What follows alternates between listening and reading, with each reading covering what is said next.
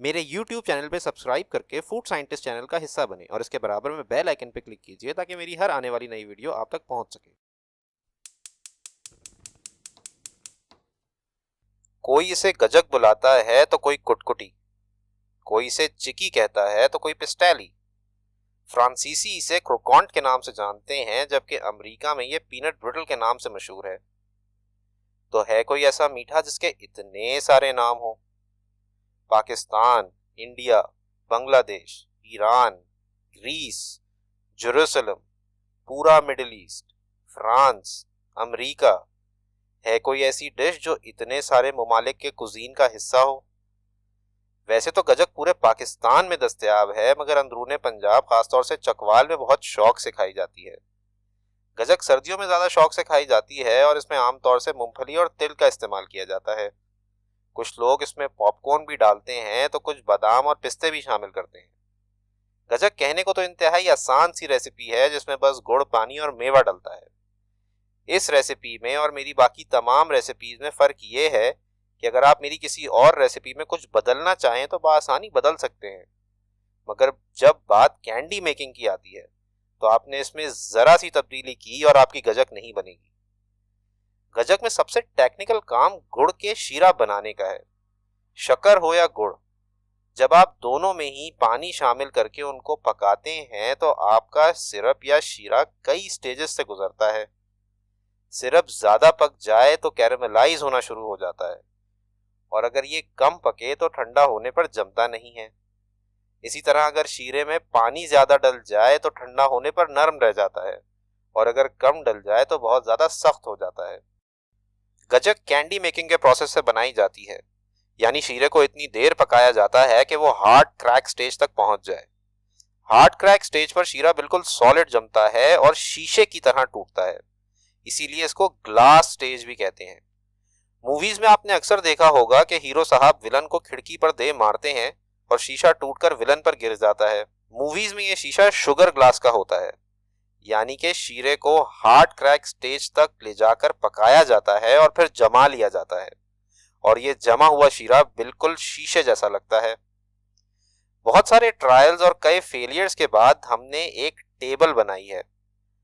मेरा मकसद यहाँ आपको एक सेट रेसिपी देना नहीं बल्कि वो रैशनल्स और लॉजिक बताना है कि जो काम हम कर रहे हैं वो भला क्यों कर रहे हैं।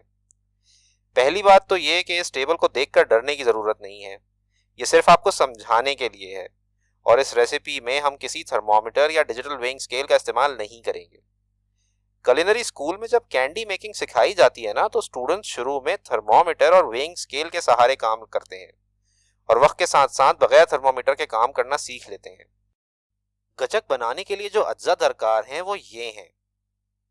गुड़ मार्केट में दो तरह का दस्तयाब है, एक सफेद और एक काला।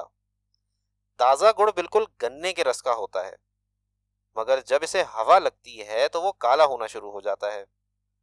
गुड़ को जल्दी काला होने से रोकने के लिए गुड़ बनाने वाले गुड़ में रंग काट डालते हैं। रंग काट को अंग्रेजी में रोंगालाइट कहते हैं।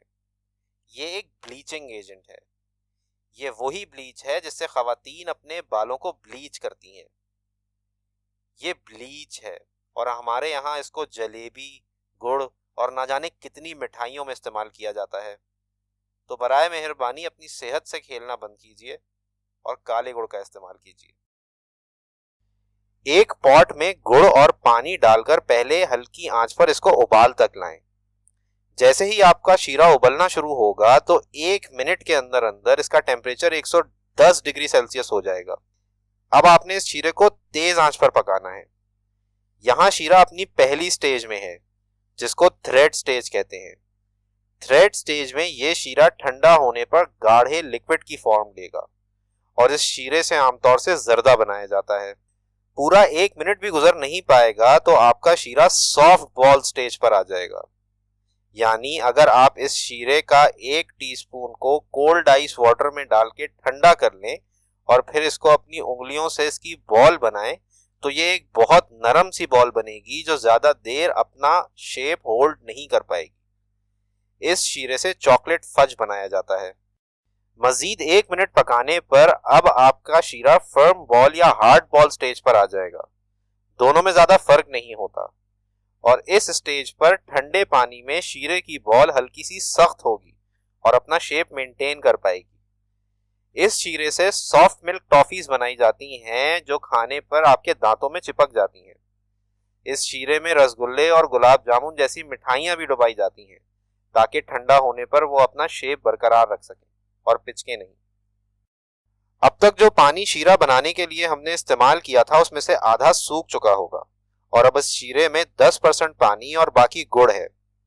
1 मिनट बाद शीरा सॉफ्ट क्रैक स्टेज पर आएगा, यानी अब ठंडे पानी में यह हार्ड होगा मगर मोड़ने पर टूटेगा नहीं। इसका बड़ा इंटरेस्टिंग टेक्सचर होता है जो कुछ कुछ फ्रूटेला जैसा होता है।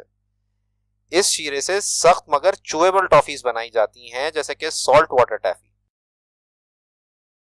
गजक बनाने के लिए जैसे ही आपका शीरा सॉफ्ट क्रैक स्टेज पर आएगा तो आप इसमें मूंगफली, तिल और तेल शामिल कर देंगे। अगला स्टेज हार्ड क्रैक स्टेज है। क्योंकि इसमें आपने अभी अभी मूंगफली और तिल डाले हैं तो आपके शीरे का टेम्परेचर गिर जाएगा और अब ये हार्ड क्रैक स्टेज पे आने में थोड़ा सा टाइम लेगा, जो कि हमारे लिए अच्छी चीज है क्योंकि हमें बेसिकली अपनी कुकिंग को हार्ड क्रैक स्टेज पे रोक देना है। हार्ड क्रैक स्टेज पे शीरे में मौजूद पानी तकरीबन उड़ चुका होता है, तो जैसे ही आपका ये शीरा ठंडा होगा तो ये बिल्कुल शीशे की तरह सख्त होगा और मोड़ने पर टूट जाएगा। इस स्टेज के बाद शीरे में पानी ना होने की वजह से अब ये अपना रंग तब्दील करना शुरू कर देता है, जिसको कैरेमलाइजेशन कहते हैं। जब गुड़ से गजक बनाई जाती है तो कोशिश ये की जाती है कि कैरेमलाइजेशन का अमल बिल्कुल भी ना हो और hard crack stage ideal stage होती है जिसपे हम अपने चूल्हे को बंद कर देते हैं। अच्छा, अगर आपको ये शीरे की स्टेजेस समझने में मुश्किल हो रही है और ऐसा लग रहा है कि ये रेसिपी बहुत मुश्किल है, तो गजक बनाने का मैं आपको एक बहुत आसान तरीका बताता हूँ। जो पानी और गुड़ की मिकदार मैंने आपको बताई है, एग्जैक्ट वो क्वांटिटीज इस्तेमाल करें और सारी स्टेजेस को भूल जाएं। आप सिर्फ अपने गुड़ के जो शीरा है उसके कलर पे नजर रखें। जैसे ही आपका गुड़ हल्का सा रंग पकड़े, जैसे ही वो पहली दफा हल्का सा रंग पकड़ेगा तो इसका ये मतलब है कि आपका शीरा हार्ड क्रैक स्टेज से कैरेमलाइजेशन की तरफ गया है। इसका ये मतलब है कि आपका शीरा ठंडा होने पर बिल्कुल सख्त जमेगा। ठीक है जी, तो ये सबसे आसान तरीका है।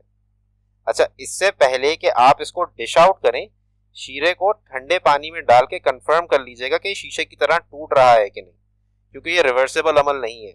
अगर आपने यहाँ पे इसको जमा दिया और ये नरम रहा तो अब आप इसको किसी भी तरीके से सही नहीं कर सकते।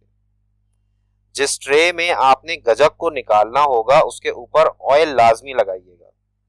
मैं इसमें हल्का सा नमक भी स्प्रिंकल करूंगा और जब ये आधा जम जाएगा तो फिर हम इसको काट लेंगे। अगर आप शीरे को सॉफ्ट क्रैक स्टेज तक पकाएं और उसके बाद उससे गजक बना लें तो उसका टेक्सचर इस तरह का होगा। कुछ लोगों को गजक इस तरह हल्की सी नरम भी अच्छी लगती है। इसका ड्रॉबैक ये होता है कि इसको स्टोर करना जरा सा मुश्किल होता है क्योंकि ये आपस में चिपक जाती है। जो ये दूसरा वाला पीस है ये हार्ड क्रैक स्टेज तक पकाया गया है, इसलिए ये इस तरह टूट रहा है। अगर आप नरम वाली गजक बना रहे हैं तो उस पे एक पतली सी लेयर मेल्टेड कुकिंग चॉकलेट की चढ़ा लें अगर, और उसको फ्रिज में स्टोर करें तो ये आपकी होममेड स्निकर बार बन सकती है।